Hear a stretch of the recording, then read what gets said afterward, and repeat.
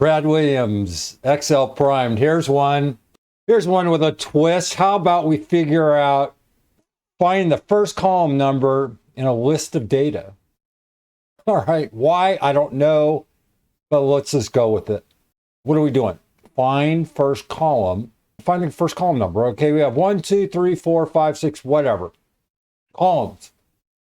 Here's the first column with a list of data. So it's number 2. That's it. But actually, here it is. We have to do some, well, we got to do some nesting here. We have to do some craziness in order to say column 2. What are we doing? Min. Well, we have min. We have column. Using a formula based on the column function, you can retrieve the first column. Well, we can look at it and go, it's 2. Min, column, recording, where the name range is recording. All right, that's what kind of throws things into chaos, because column recording 629 is saying B5, D9.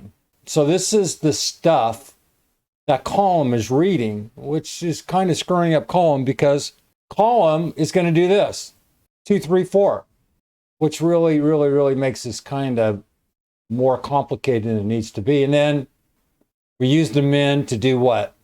Find number 2. That's it. It's the setup here. So you want to do something easier? Just go equals column B. Really. C-O-L-U-M-N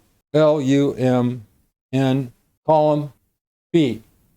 Isn't that where the first column number in a list? Isn't this a list? Isn't this part of the list of data? 2. Brad Williams, Excel Prime. Thanks a lot. See you soon. Adios. Ciao. Sayonara. Bon voyage. Hasta la vista, baby.